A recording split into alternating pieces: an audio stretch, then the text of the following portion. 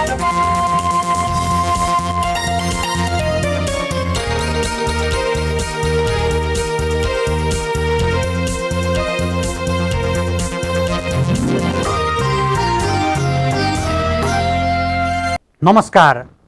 Nepal television हेरेर बसिरहनुभएका सम्पूर्ण आदरणीय दर्शक महानुभावहरूमा काठमाडौँ महानगरपालिकाको दैनिक टेलिभिजन कार्यक्रम हाम्रो काठमाडौँको आजको अङ्कमा यहाँहरूलाई स्वागत छ।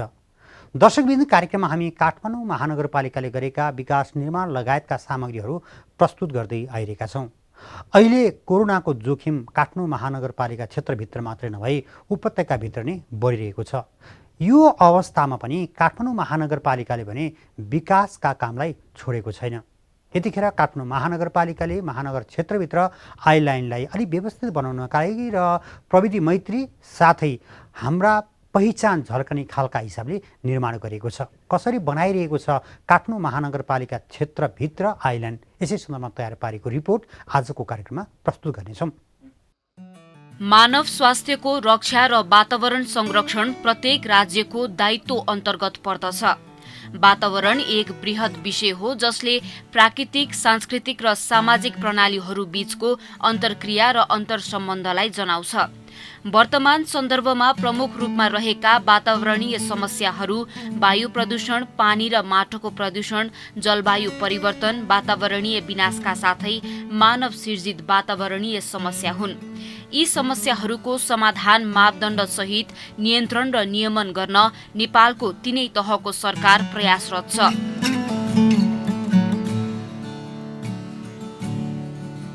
काठमाडौँ महानगरपालिकाले पनि वातावरणमा देखिएका विभिन्न समस्याहरूलाई वातावरण व्यवस्थापन विभाग मार्फत समाधान गर्दै आएको छ। यस विभागले जलवायु परिवर्तन, महानगरपालिका क्षेत्रभित्रको सरसफाई, फोहोर मैला व्यवस्थापन, नदी नालाको सरसफाई तथा ट्राफिक आइल्यान्डहरूको सुधार, मर्मत, सौन्दर्यीकरण तथा आधुनिकीकरण र हरियाली प्रवर्धन गर्ने काम गर्दै आएको छ।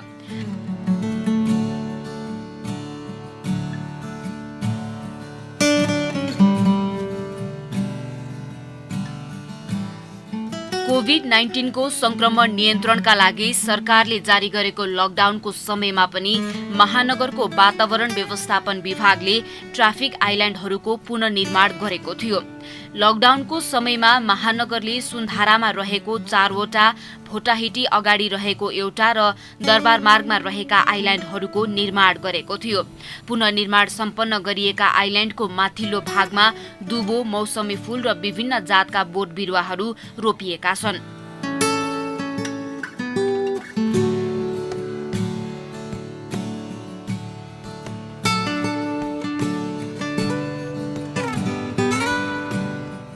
ठ्याक्क आइल्यान्डको विषयमा कुरा गरिरहँदाखेरि जुन किसिमको आइल्यान्ड पहिला थियो त्यसलाई हामीले मोडिफिकेसन गर्नुपर्छ र अलिकति आधुनिकीकरण गरेर लिएर जानुपर्छ भन्ने हिसाबले एउटा स्याम्पलिङको आधारमा हामीले ठ्याक्क लकडाउन हुने पनि कोभिड-19 को कारणले लकडाउनको समयमा भए पनि हामीहरूले केही मान्छेहरू प्राप्त, ज्यामीहरू प्राप्त गर्न पायौँ, जसको कारणले सुन्धाराको ट्राफिक आइल्यान्ड त्यहाँ निर्माण गऱ्यौँ, भोटाइटीको गऱ्यौँ, साथसाथै तपाईँको दरबार मार्गको त्यो आइल्यान्डहरू बनाउँदाखेरि हामीले एउटा पब्लिकको जुन किसिमको सेन्टिमेन्टल थियो, उहाँहरूको जुन किसिमको त्यो आइल्यान्ड देखिसकेपछि उहाँले जुन किसिमले आफ्नो अनुभूतिहरू गर्नुभयो, जसले गर्दाखेरि हामीलाई अरू आइल्यान्डहरू पनि त्यही किसिमले बनाउँदाखेरि राम्रो हुन्छ, फुलहरू त्यही किसिमले फुलाउँदाखेरि राम्रो हुन्छ भन्ने कुरो उत्प्रेरणा आयो र सबैले त्यसलाई एप्रिसिएट गरेको पाइएको हुनाले हामीले आइल्यान्डहरू निर्माण गर्ने कामलाई तीव्रता लिएर गएका छौँ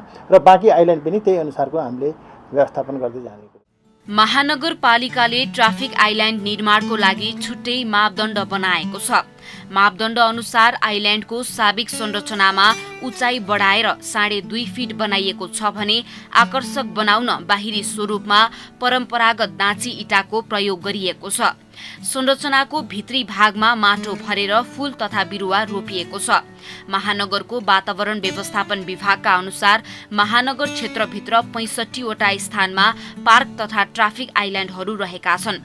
यीमध्ये केही आइल्यान्डहरूको मर्मत सम्भार तथा व्यवस्थापन महानगर आफैले गरिरहेको छ भने केहीको व्यवस्थापनका लागि सामाजिक उत्तरदायित्व अन्तर्गत निजी क्षेत्रलाई पनि दिएको छ। यसरी दिएकामा माइतीघर मण्डलामा रहेको आइल्यान्ड कृषि विकास बैंकलाई, जमल 3 धारा पाठशाला अघि र शङ्खधर पार्कको आइल्यान्ड प्रभु बैंकलाई, त्रिपुरेश्वर चोकको आइल्यान्ड सेन्चुरी बैंकलाई दिएको छ। यसैगरी न्यू रोड गेट अघि र प्रदर्शनी मार्ग राष्ट्रिय सभागृह अघिका आइल्यान्डहरूको मर्मत सम्भार र व्यवस्थापनको लागि नबिल बैंक र एरुरुट नामक संस्थासँग सम्झौता गरिएको थियो। तर सम्झौता अनुसार काम नभएपछि हाल त्यो सम्झौता रद्द गरी ती आइल्यान्डहरूको सुधार, मर्मत र सौन्दर्यीकरण महानगर आफैले गर्न सक्ने विभागीय प्रमुख श्रेष्ठको भनाइरहेको छ। यो आइल्यान्डहरू जति पनि छन् ट्राफिक आइल्यान्डहरू त्यो काठमाडौँ महानगरपालिकाकै ओनरसिप रहेको हुन्छ र कतिपय आइल्यान्डहरू त्यो स्थान हाम्रो हुँदाहुँदै पनि कतिपय आइल्यान्डहरू अर्को संस्थाहरूलाई पनि हामीले निर्माण गर्नुहोस् र आफ्नो पहिचान दिनुहोस् भनेर हामीले केही ठाउँहरू उपलब्ध गराइदिएको स्थिति छ। र तपाईँले ठ्याक्कै भन्दाखेरि 65 वटा आइल्यान्डहरू हामीहरूसित अलरेडी भइरहेको स्थिति छ। त्यसको अब निर्माण गर्ने काम र त्यस सौन्दर्यता दिने काममा हाम्रो प्रक्रिया अगाडि बढिरहेको छ। यो आर्थिक वर्षमा जहाँसम्म लाग्छ भएका जति पनि ट्राफिक आइल्यान्डहरू छन् त्यो हामी निर्माण गरेर सम्पन्न गर्छौँ र त्यही अनुसारको फुल सिजनेबल फुलहरू फुलाएर एकदम ब्युटी देखाउने काम काठमाडौँ महानगरपालिका वातावरण विभागले गर्ने योजना रहेको छ। मापदण्ड यो तपाईँले अहिले सम्झौता खारेज भएको तपाईँको त्यो न्यू रोड गेटको नेरको त्यो एउटा एरोफोनिक भन्ने संस्था थियो। त्यो एरोफोनिक हिसाबले फुल फुल्छ, त्यही अनुसारको हामीले सौन्दर्यता दिन सक्छौँ भन्ने कुरो हाम्रो परिकल्पना थियो। तर के भने त्यो हाम्रो रिक्वायरमेन्ट अनुसार पुरा हुन नसकेपछि उहाँलाई तपाईँले अब यसलाईबाट तपाईँ बाहिर रहनुहोस् भनिसकेपछि त्यही अनुसारले उहाँलाई हटाउनलाई हामीले काम गऱ्यौँ र त्यहाँ अब नेभिल बैंकले निर्माण गर्छ वा गर्दैन त्यस विषयमा छलफलको विषय छ। यदि त्यसले गर्दैन भने पनि हामी आफ्नै हिसाबले त्यो आइल्यान्ड बनाउँछौँ। हाल सेन्चुरी बैंकको सहकार्यमा महानगरपालिकाको वडा नम्बर 11 त्रिपुरेश्वर चोकमा रहेको आइल्यान्डहरूको पुनर्निर्माणको काम भइरहेको छ।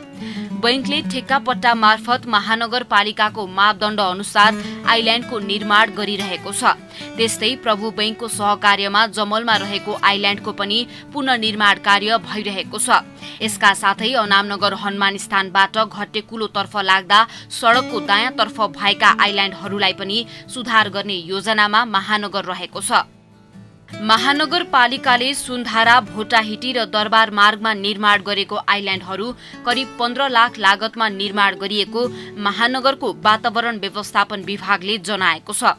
अन्य स्थानमा निर्माण भइरहेका आइल्यान्डहरूको भने सम्बन्धित संस्थाहरूको लागतमा निर्माण भइरहेको विभागका प्रमुख श्रेष्ठको भनाइरहेको छ।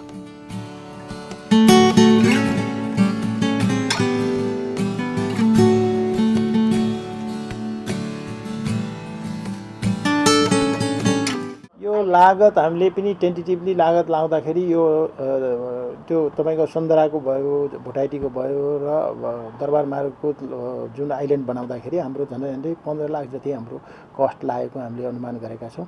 त्यसमा के चाहिँ इँटाहरू भए, डाँची इँटा भए र त्यस ब्लकहरू निर्माण गर्दाखेरि फुल सबै फुलहरू रोप्दाखेरि त्यो किसिमको लागत लागेको हामीले प्राप्त गरेका छौँ। र अन्य सेक्टरको सवालमा अन्य ठाउँहरूको ठाउँमा भने प्राइभेट कम्पनीहरूले संस्थाहरूले गरेको हुनाले त्यो उहाँहरूकै लागतमा हिसाब किताब उहाँहरूले नै राख्ने गर्नुभयो। काठमाडौँ महानगरपालिका क्षेत्र अन्तर्गतको त्रिपुरेश्वर, सुन्धारा, न्यू रोड गेट अगाडि, महाङ्काल मन्दिर अगाडि, वीर अस्पताल अगाडि, भोटाहिटी, जमलको आकाशे पुलमुनि, 3 धारा पाठशाला अगाडि, दरबार मार्गबाट काठमाडौँ प्लाजा जाने स्थानमा, त्रिचन्द्र क्याम्पस अगाडि लगायत महानगरका विभिन्न 65 स्थानमा ट्राफिक आइल्यान्डहरू रहेका छन्।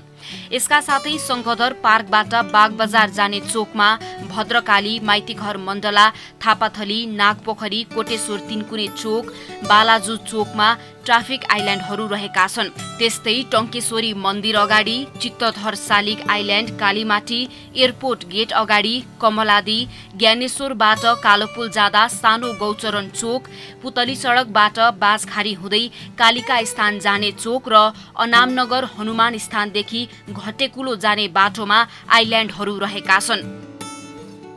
महानगरपालिकाले उपयोगमा नआएका खाली स्थानका सार्वजनिक जग्गा संरक्षण गरी हरियाली प्रवर्धनसँगै पार्क निर्माण गर्ने कार्य पनि गरिरहेको छ। सार्वजनिक जग्गा संरक्षण गर्ने, हरियाली प्रवर्धन गर्ने र शहरको सौन्दर्य बढाउन पार्क निर्माण तथा ट्राफिक आइल्यान्डहरूको पुनर्निर्माण गर्ने काम गर्दै आएको छ।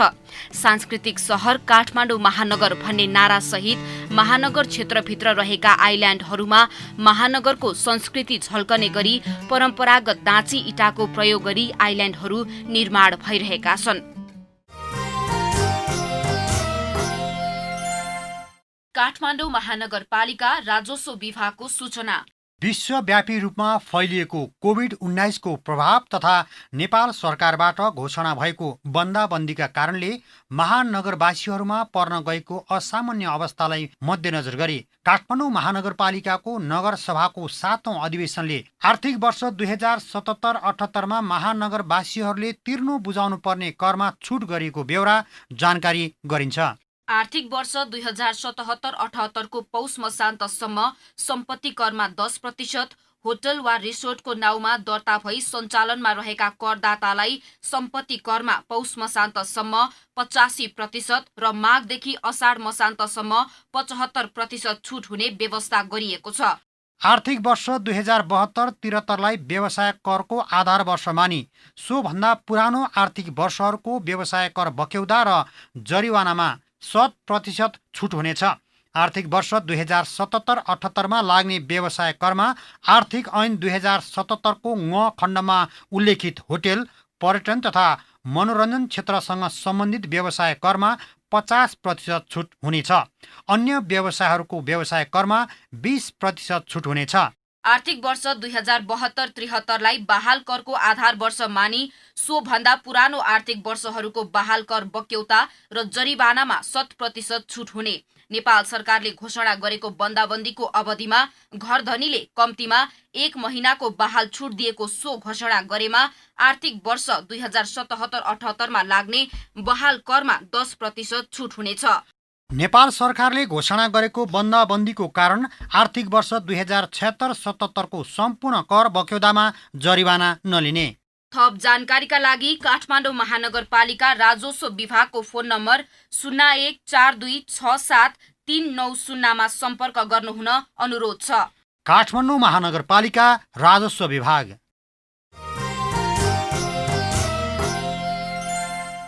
दर्शकबिन, सहरलाई आकर्षक बनाउनको लागि र सुन्दर बनाउनको लागि सहरका सडकमा विभिन्न ठाउँमा राम्रा र आकर्षक ढङ्गले बनाएका आइल्यान्डहरूले धेरै नै प्रभावित पार्न सकिन्छ। यो प्रसङ्ग आजको कार्यक्रममा राख्यौँ। आजको कार्यक्रमको निर्धारित समय सकिएको छ। भोलि पनि नयाँ विषय र प्रसङ्ग लिएर आउने नै छौँ। तबसम्मका लागि सम्पूर्ण टिमसहित म वैकुण्ठ भण्डारी बिदा चाहन्छु। नेपाल टेलिभिजन हेर्दै गर्नुहोला। नमस्कार।